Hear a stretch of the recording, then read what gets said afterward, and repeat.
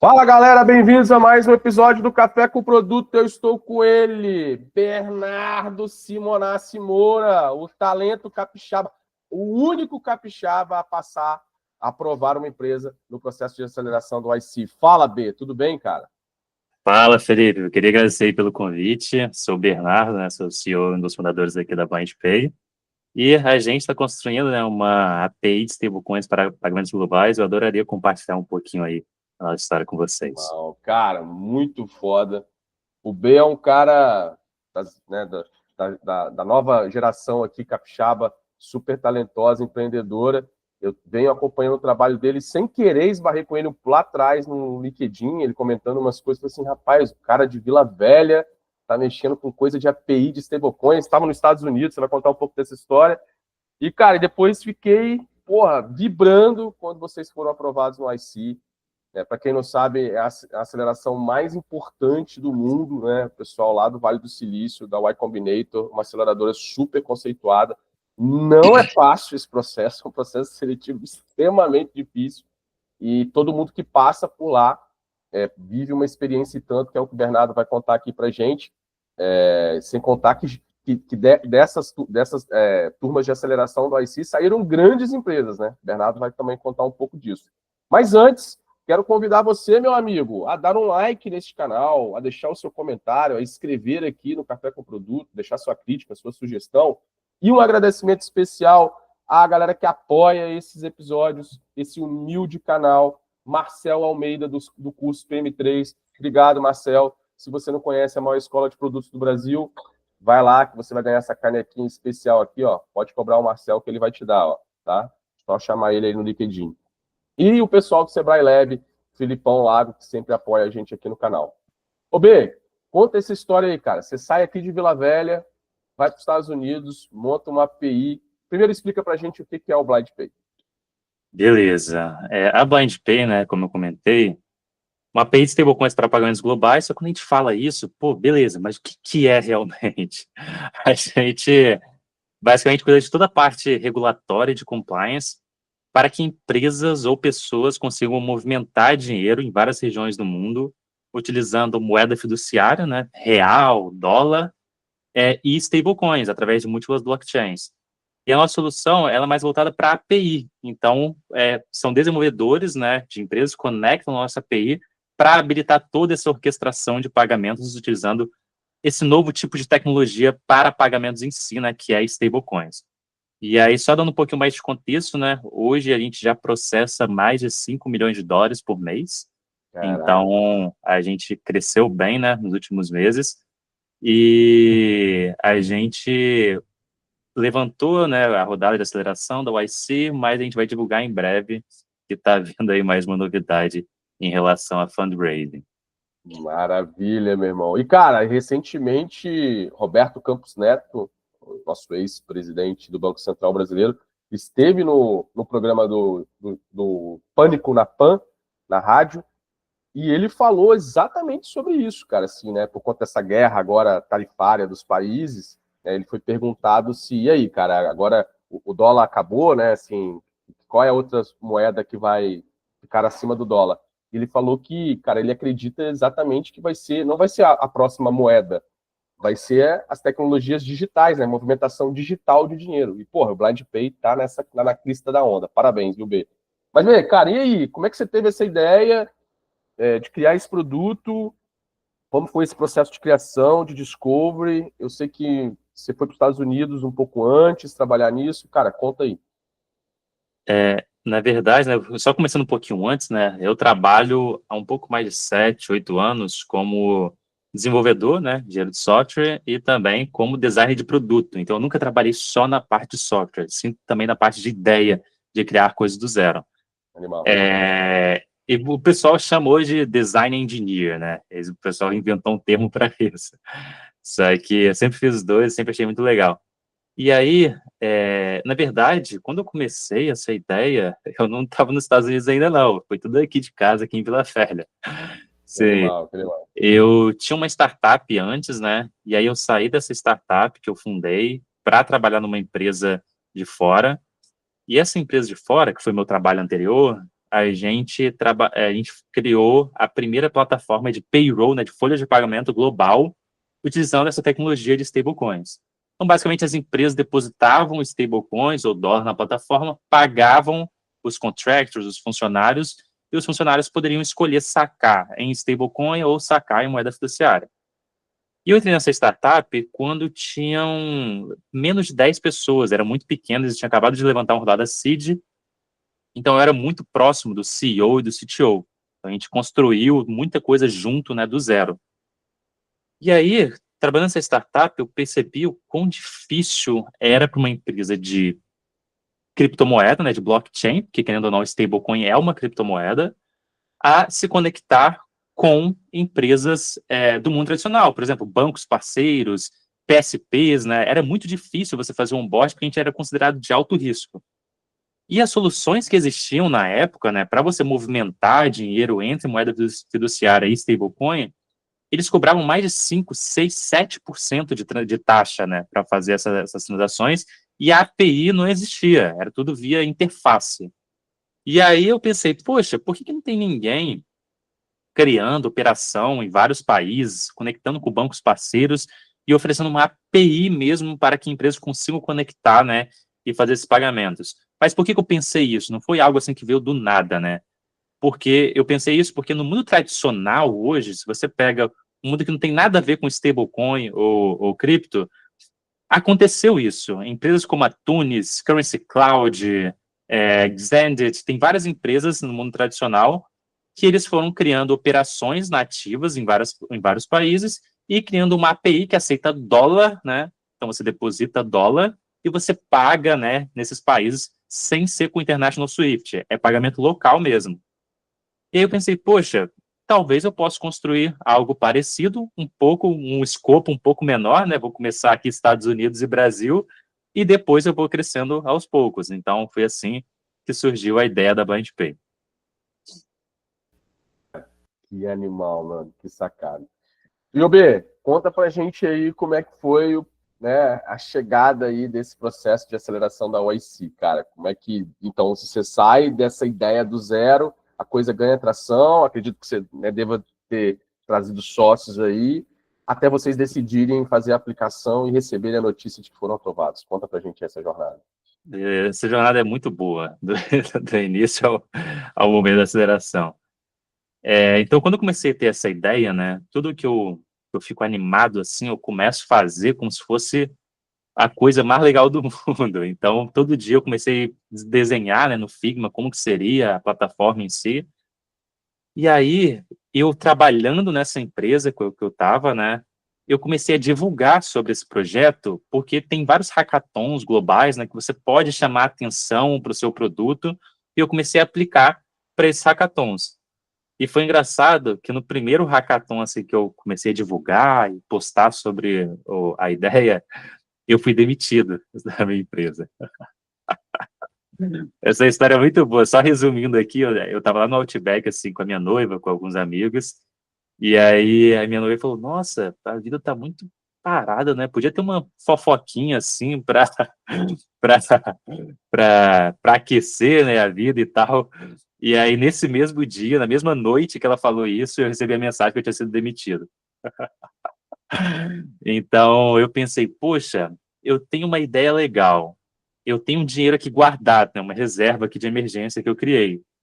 Por que não trabalhar só nisso nos próximos 6 meses e ver o que vai dar? E aí, então, eu tomei essa decisão. Olha, não vou procurar emprego mais, vou pegar o dinheiro que eu já tenho aqui, que eu juntei, trabalhar só nisso, dar o meu máximo, e caso comece a dar certo, eu vou estendendo por mais tempo. E o mais legal é que, desde o início, nunca foi um problema para a gente, parte de marketing ou de vendas, porque a ideia em si, ela tinha muito potencial, porque era algo muito novo, muito recente, que a galera não via com frequência, então era algo meio único na época, né? Hoje em dia não é tanto, porque teve o acontecimento lá da Bridge, que foi adquirida pela Stripe, né? Então hoje está muito mais quente o mercado, tem muito mais empresas fazendo coisas nessa indústria. Então eu comecei a fazer, comecei a divulgar, a galera vinha falando comigo, querendo ajudar ou querendo usar, testar a plataforma, E aí, em julho do ano passado, a ideia que a gente começou a criar, a ideia foi em março, né, um ano atrás, e aí em julho a gente lançou a primeira versão. Na primeira versão, era uma interfacezinha, uma API que só tinha alguns endpoints, que você simplesmente mandava o SDC, né, stablecoin, e a gente mandava Pix. Só que era do jeito mais cru possível. Eu mandava o Pix da minha conta, tipo, PJ, só que não era a empresa em si. Eu mandava Pix do jeito que dava, via API. E aí, a gente lançou, né, no primeiro mês, foi muito legal, que no primeiro mês a gente fez $300 de receita, e querendo ou não, a gente cobra por transação, né, então quanto você usa, a gente vai estar ganhando dinheiro, e a gente continuou evoluindo, né, a empresa em si, com o tempo. E aí, depois desses 6 primeiros meses, né, de julho até dezembro, a gente conseguiu adicionar mais países, né? A gente adicionou Estados Unidos, México, Argentina, Colômbia, e também não era mais só stablecoin para moeda fiduciária. A gente fez o inverso também. Você coleta moeda fiduciária, né? Coleta pagamentos nesses países, a gente transforma para stablecoin. E o mais legal que a gente também conseguiu crescer de $300 de receita para $3.000 em dezembro. Então, enquanto a gente, desde o primeiro dia que a gente lançou a plataforma, a gente já começou a aplicar para a YC. Então, na YC, eles tipo, conta muito o seu progresso. Então, se você está pensando em aplicar ou ficar postergando demais, não, quando eu tiver melhor eu aplico. Não. Você tem que aplicar todos os bets, que eles vão ver o seu progresso e se você estiver evoluindo, as suas chances de ser aceito vai aumentar cada vez mais. E aí a parte de sócios, né, é legal também contar um pouquinho da história do time, mas não foi algo assim muito formal. Poxa, vou montar uma empresa, eu preciso de uma pessoa tal e tal, eu vou mandar uma mensagem, ver se a pessoa... Não, não foi isso. Foi algo muito mais natural. Eu comecei a construir, divulgava todos os dias, eu fazia daily comigo mesmo no Twitter, sozinho, e aí alguns amigos meus que eu já trabalhei junto no PicPay, trabalhei junto remotamente para empresas de fora também, eles começaram a vir, né, e querer ajudar. Então, a gente foi se ajudando e do nada a gente formalizou. Ó, agora a gente vai formalizar a empresa, cada um vai receber X% e a gente vai continuar tocando esse projeto. Pode ser? Pode ser. Então, foi algo muito mais natural. E sobre a parte da YC, né, com o momento que a gente entrou assim, para ser bem sincero, eu achava que era impossível. Na minha cabeça, poxa, eu tenho que estar nos Estados Unidos, igual você comentou, né? Porque normalmente, mesmo que seja brasileiro, as pessoas já estão lá, morando lá e já construindo de lá. Segundo que eu tenho que ter uma universidade, ter estudado numa universidade sinistra ou ter algo que eu já fiz anteriormente que é muito fora da curva, né? E no caso, eu não tinha, eu só tinha uma ideia e sabia em um sonho construir o produto. Só que eu acho que a gente foi aceito justamente pelo nosso progresso. Então, eles viram lá que na primeira aplicação a gente fez $300, na última aplicação a gente fez $3.000. Então, eles, poxa, deve ter alguma coisa aqui. E ao mesmo tempo, foi um pouco de sorte, porque a gente construiu a mesma narrativa que eles estavam buscando. Então, se vocês entram na YC, eles têm uma página chamada RFS, ycombinator.com/RFS, que é Request for Startups, que é o que eles procuram de startups. E aí, nessa vez que a gente aplicou o RFS anterior, eles tinham falado de stablecoins, de fintech 2.0, então casou muito bem essa narrativa do nosso progresso, nossa receita e da narrativa que eles estavam buscando. Então, eu acredito que foi por causa disso que a gente foi aceito. Então quer dizer que você foi aprovado na segunda aplicação. Foi na terceira. Na terceira, legal, olha aí. Terceira. Muito importante. Foi na terceira. E o mais engraçado é que quando eu estava lá, né, e eu perguntava para as pessoas, poxa, quantas vezes você aplicou? Aí a pessoa me olhava com uma cara estranha, assim. Como assim, quantas vezes? Foi a primeira. E aí eu perguntava, né, mas onde você trabalhava antes daqui? Eu era da NVIDIA, só que eu estava meio de saco cheio, e aí eu apliquei aqui para a UFC. Tá bom, então. Agora eu entendi. Muito bom. Quais foram os principais aprendizados dessa jornada já lá dentro, né, como uma empresa acelerada da YC, cara, que você pode compartilhar, obviamente? Cara, eu acho que a coisa que a YC mais ensina, né, que é mais legal, assim, de estar na comunidade, é essa energia que você pode fazer qualquer coisa. Tipo, não existe isso de ter vergonha ou de testar algo que você acha que vai dar. Não, não existe isso lá. Lá você vai fazer de tudo para a sua empresa dar certo, independente do que seja. Se você tiver que bater de porta em porta lá para trazer cliente, tu vai bater de porta em porta. Se você tiver que mandar e-mail para pedir conexão para o Mark Zuckerberg, e o seu cliente é o Mark Zuckerberg, eles vão te ajudar a falar com essa pessoa. Não importa quem seja, qualquer lugar do mundo, eles vão te ajudar a encontrar essa pessoa que você acha que precisa, né? Então, tem toda essa energia que eles criam de você pode fazer o que você quiser, todo mundo é uma pessoa, né? Então, você é uma pessoa, conversando com uma pessoa, tem ninguém acima de ninguém, ok? E tem também várias dicas que eles dão para você meio que diminuir as chances de você se dar mal, né? Se você acabar com a sua startup. Então, o que eles ensinam que é mais importante, além de fazer a sua startup crescer, né? Que esse é o ponto principal da aceleração, é você não deixar a sua startup morrer. Você não começar, você não mitigar as coisas que acontecem, que é o gráfico, né, de descida. Então, se você não deixa a sua startup morrer, isso já é um ponto muito positivo, né? Porque, às vezes, a startup fica ali sem crescer durante 2, 3 anos, mas o mercado ele muda alguma coisa que faz a sua startup explodir. Isso aconteceu comigo também na empresa que eu trabalhei anteriormente.